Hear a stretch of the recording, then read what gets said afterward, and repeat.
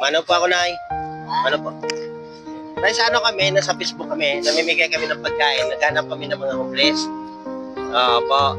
So, ang ginagawa namin, pinapost po namin sa amin social media, kagaya ng Facebook at YouTube.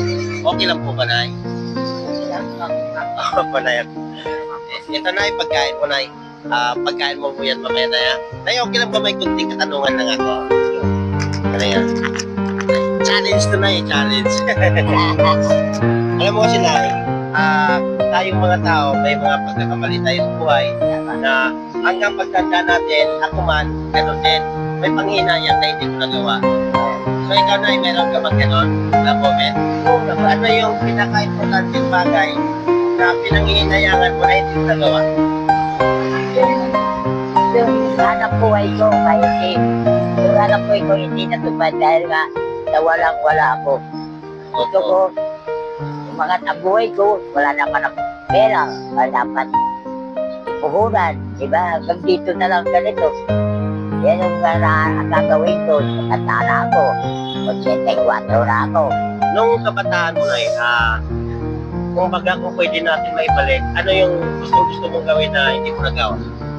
Na pinagsisihan mo, Nay?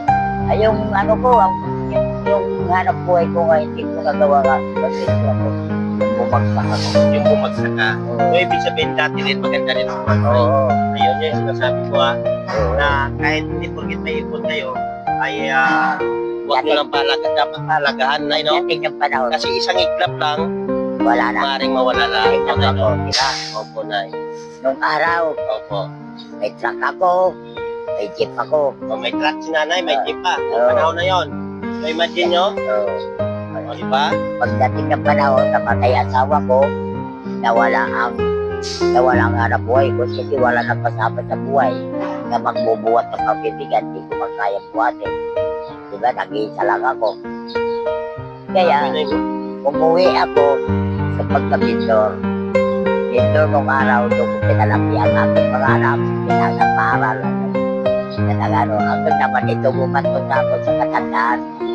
Kahit pa paano, gumagawa pa rin ako ng paraan para makakain ako. Hindi ako umaasa sa mga tao, manigi, mangilimon. Ako kasi, Nay, malapit talaga yung puso ko sa matatanda, mga magulang. Kasi, ano talaga ako mother lover. Kasi talaga, pag nakakita ako ng matatanda at alam kong wala makain, parang nasasaktan ako pag tinatalikuran ko. Siyempre, may magulang ka rin eh. So sabi ko naman ay, since na nagbibigay naman ako, at hindi ko na lang gamitin din na sa social media para malay mo, para mas maraming matutulungan. Makita ng tao na hindi pala dahilan ng pagiging mahirap para hindi tumulong sa kapwa. Kasi ako na gwardiya lang din ako Yan. sa Bobo. Naku ba? Kaya itong ginagawa ko na, naisip ko lang na sabi ko kailan pa gagawin ang tutulong sa kapwa pag wala na ako. Ito na yung moment na Kaya, ang buhay mo, makatulong sa patakata. opo, Nay, opo. Itupad mo rin. Nice. Sige, Nay, salamat, Nay, ha. Salamat. Thank you so much sa oras mo din, Nay. Salamat. Sige. Salamat. Thank you po. Ay, Nay, ilang taon ka na? 84. 84? Oo. Malakas mo ba, no? Sige, Nay, thank you. Opo.